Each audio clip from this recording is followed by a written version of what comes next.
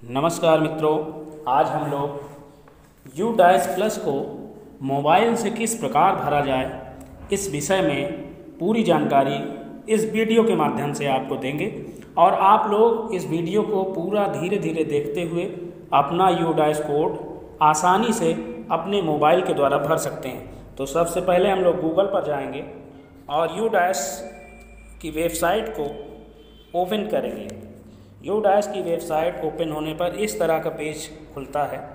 यहाँ पर हम ध्यान देंगे, हमें इस लॉगिन वाले ऑप्शन पर आना है जिसमें login for Uttar Pradesh, Bihar and Madhya Pradesh लिखा हुआ है। उस पर क्लिक करेंगे तो इस प्रकार से एक पेज खुल करके आएगा और लॉगिन फॉर ऑल यूजर्स जहाँ पर है, यूजर नेम में अपने विद्यालय का यू डैश कोड डालेंगे तो जो विद्यालय का यू डैश कोड है वही आपका यूजर आईडी है।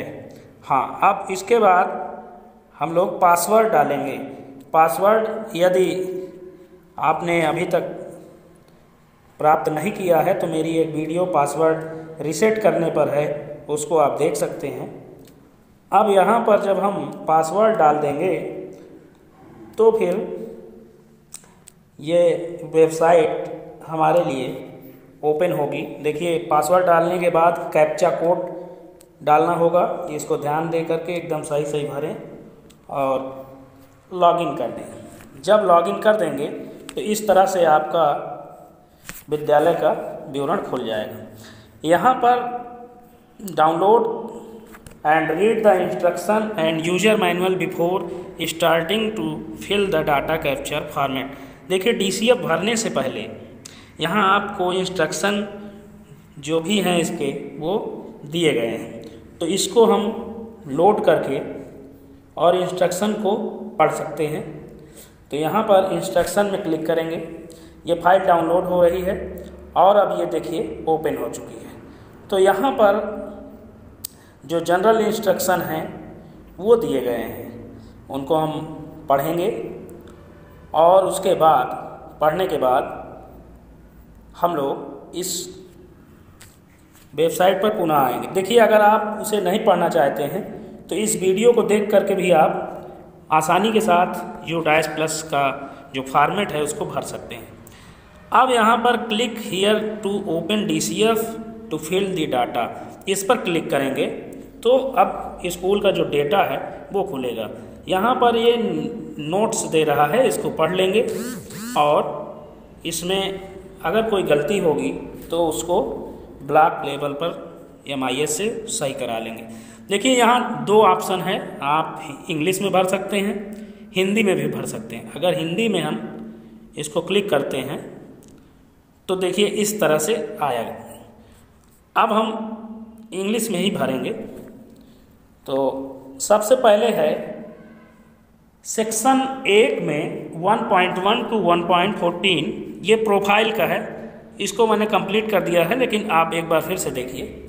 यहाँ पर आपके विद्यालय का you dash code, longitude, latitude, विद्यालय का नाम, ये सब रहेगा। पूरा ये प्रीफिल्ड आएगा, आपको इसमें कुछ भरना नहीं है, सिर्फ विद्यालय की ईमेल आईडी यदि ना भरी गई हो तो भर दें और इसमें एड्रेस आपको भरना है, तो एड्रेस में आप विद्यालय का एड्रेस भर दें। ये 1.13 1.13 पर एड्रेस आपको भरना है, वहाँ आप एड्रेस क्लिक करके भर दीजिए और ध्यान दीजिएगा इसमें सारे अक्षर इंग्लिश के कैपिटल लेटर में ही भरेंगे। उसके बाद सेव एंड नेक्स्ट करेंगे तो ये आगे बढ़ जाएगा। अब देखिए, यहाँ पर है कैटेगरी, स्कूल की जो कैटेगरी है वो प्रीफिल्ड आएगी, आपको सिर्फ उसमें देखना है कि लोवेस्ट क्लास, हाईएस्ट क्लास, उसके बाद यदि प्री प्राइमरी, आंगनबाड़ी अटैच्ड है, ये सब कुछ भरा हुआ आता है। इसमें आप देख लीजिएगा, जो कुछ भी ना भरा हुआ हो उसको आप भर देंगे।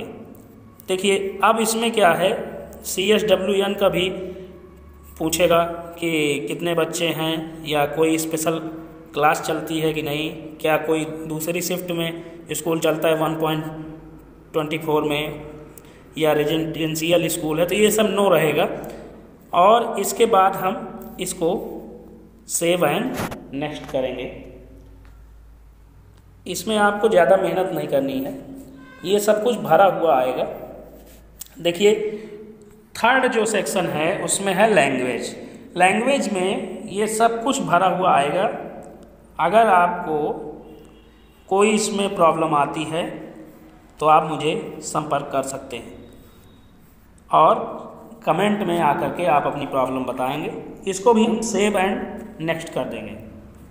देखिए ये तीनों क्रम पूरी तरह से ठीक ठाक भरे जा चुके हैं। अब देखिए चौथे उसमें आएंगे तो यहाँ पर है 1.4 में CCE being implement in school, सतत और व्यापक मूल्यांकन क्या विद्यालय में इम्प्लीमेंट है, तो यहाँ पर नो है।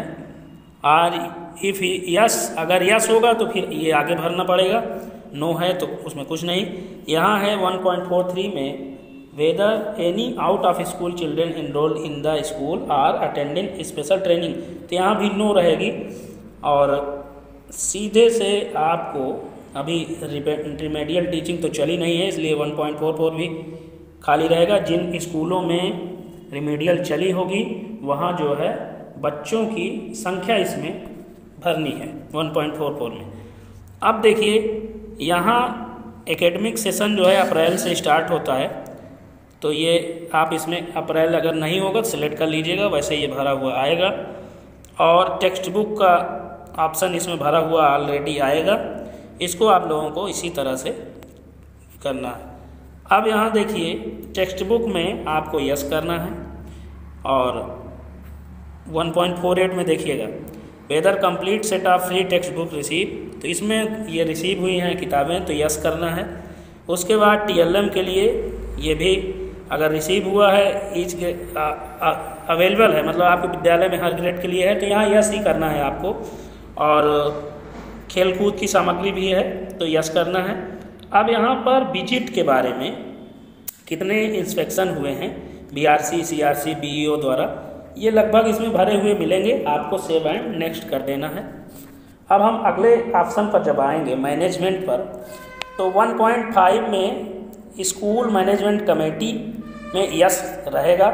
और total number of members in SMC, तो मेल फीमेल ये इसमें ऑलरेडी भरा हुआ आएगा, गार्जियंस का भी सब कुछ भरा हुआ आएगा। और उसके बाद बैंक का खाता, IFSC कोड, ये सारा स्कूल मैनेजमेंट कमेटी SMC का भरा हुआ आएगा। यहाँ पर आपको कुछ भी अलग से फिल नहीं करना है, इसको हम सेव एंड नेक्स्ट कर देंगे क्योंकि ये सब कुछ सही है। तो सेव एंड नेक्स्ट करने पर ये आगे बढ़ जाएगा। अब देखिए क्लासरूम, इस पर जब हम आएंगे क्लासरूम में सेक्शन 2.1 पे physical facilities and equipments in school, तो पहले स्टेटस ऑफ बिल्डिंग, तो ये गवर्नमेंट है, ये भरा हुआ आएगा।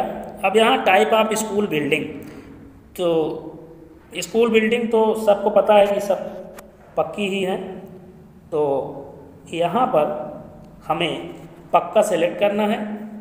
और classroom available in the school, तो आपके यहाँ जितने क्लासरूम हैं वो भरना है। इधर जो है आपको प्री प्राइमरी अगर है तो out of the total classroom use the instructional purpose for detail by stage level, अगर प्री प्राइमरी है और उसमें कुछ कमरे यूज होते हैं तो उसको आप दिखाएंगे, वैसे ये भरा हुआ आएगा।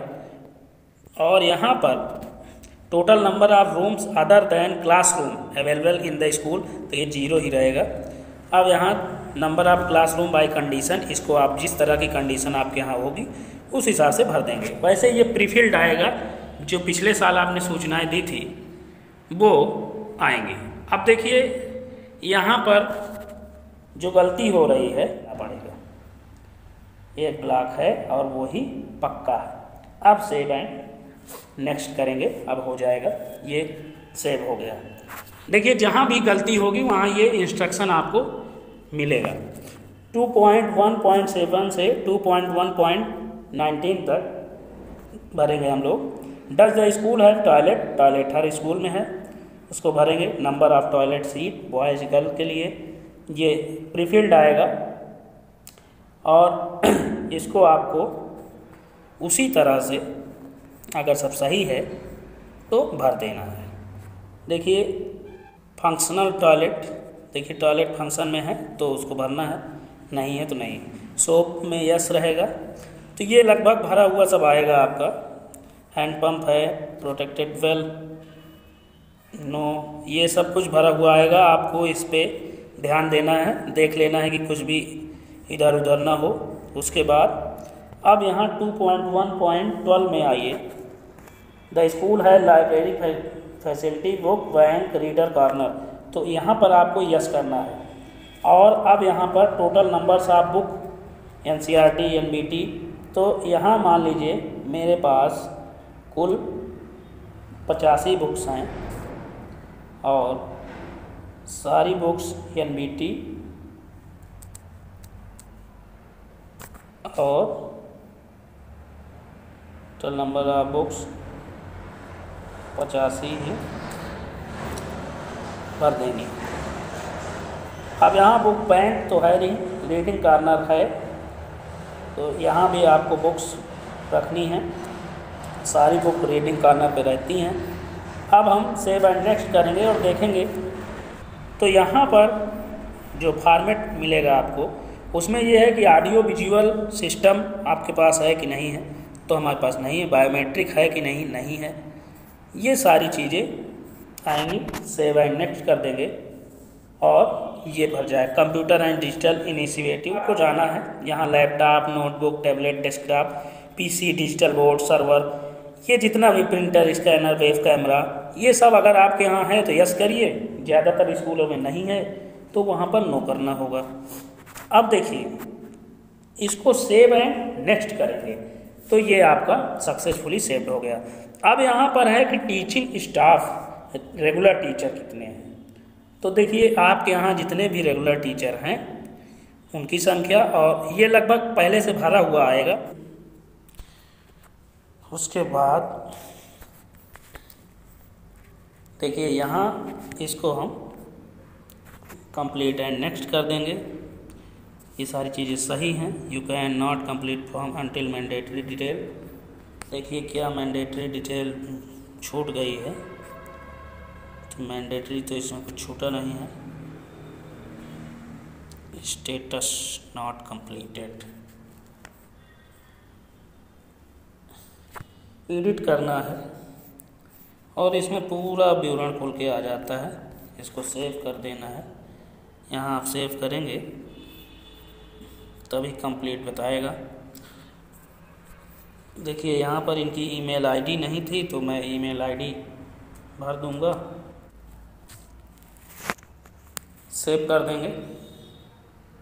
अब ये कंप्लीट हो चुका है। अब मैं इसको कंप्लीट एंड नेक्स्ट पर जाऊंगा। अब यहाँ पर न्यू एडमिशन के बारे में पूछ रहा है, new admission, enrolment and repeaters. तो ध्यान दीजिएगा यहाँ पर आपको अप्रैल 2019 में जो नए एडमिशन हुए हैं, अप्रैल 2019 से लेकर के सितंबर तक जो भी आपने नए एडमिशन किए हैं उनकी संख्या यहाँ पर आपको देनी है। तो आपके यहाँ यदि प्री प्राइमरी सेक्शन नहीं है तो उसको नहीं देना है। और न्यू एडमिशन इन ग्रेड 1, देखिए जो जूनियर हाई स्कूल है वहाँ पर अलग ऑप्शन आएगा ग्रेड 6 का। तो यहाँ एज के हिसाब से एक के एडमिशन्स भरना है। तो पहले हम यहाँ ध्यान देंगे कि जितने भी बॉय और गर्ल हैं उनको एज के हिसाब से बांटेंगे। जैसे 7 लड़के हैं तो यहाँ पर 6 बच्चे 6 साल के और एक बच्चा जो है वो 5 साल का कर देते हैं। डेट ऑफ बर्थ के हिसाब से होगा। और गर्ल्स में भी यही पोजीशन है लगभग। तो ये करके और उसके बाद यहाँ अगर कुछ बच्चे आंगनबाड़ी से आए हैं तो उनको भर देते हैं, और अगर दूसरे स्कूल से बच्चे आए हैं तो उनको भर देंगे। इसके बाद हम अगले ऑप्शन पर चलेंगे। ये इसमें है enrolment in current academic session by social category. अब यहाँ पर आपको पूरी छात्र संख्या, कितने जनरल हैं, कितने SC, कितने ST, क्लास वाइज भरना है। OBC। तो ये बहुत ही आसान प्रक्रिया है, आप सब अक्सर इसको भरते हैं। तो इनरोलमेंट है वो ग्रैंड टोटल आ जाएगा और अब आपको सेव कर दें। उसके बाद जब आप सेव करेंगे तो स्कूल एडमिशन इंफॉर्मेशन सेव हो जाएगी। देखिए यहाँ पर अब नीचे है कि कुल कितने माइनॉरिटी बच्चे हैं, Muslim, Christian, Sikh, Buddhist, Parsi, Jain, others. तो मेरे यहाँ 0 हैं तो मैं इसको 0 में ही सेव कर देता हूँ और अगले कॉलम पर हम लोग पहुँचते हैं। देखिए यहाँ पर सेव हो चुका है और अब एडमिशन सेव होने के बाद हमारा out of total enrolment provide number of student, कितने बच्चों के पास आधार है, कितने बच्चे BPL हैं और कितने ट्रांसजेंडर, ये नया कॉलम जो जुड़ा है। तो आधार लगभग सभी बच्चों के पास हैं, तो BPL भी मेरे यहाँ ज़्यादातर बच्चे BPL हैं, मैं उसी हिसाब से भर देता हूँ। तो यहाँ पर ये सेव कर देते हैं और सेव करने के बाद अब देखिए एडमिशन इंफॉर्मेशन सेव हो चुकी है, ट्रांसजेंडर 0 है। कंप्लीट एंड नेक्स्ट पर क्लिक करेंगे तो यहाँ पर आपको इनरोलमेंट इंफॉर्मेशन आ जाएगी, ओके कर दीजिए अगर सही है तो, और फिर आगे बढ़ जाइए। आगे चलने पर देखिए ये सारे बच्चों का डिटेल यहाँ पर आ चुका है। अब यहाँ enrolment by grade in current academic session by age in completed years. अब यहाँ पर आपको बच्चों की एज के हिसाब से भरना है कि जो आपके टोटल इनरोलमेंट के बच्चे हों किस एज ग्रुप के हैं। तो देखिए यहाँ क्लास 1 से 5 तक जो भरना है उसको आप भरेंगे। यहाँ ध्यान दीजिएगा, आपने न्यू एडमिशन में जो भी बच्चे दिखाए थे वो सारे के सारे बच्चे उसी आधार पर, जैसे आपने वहाँ पर भरा था वैसे ही यहाँ पर भी होना चाहिए, उसी एज ग्रुप में यहाँ भी दिखाइएगा, अन्यथा डेटा मिसमैच हो जाएगा। तो अब हम लोग उसी के आधार पर चलेंगे।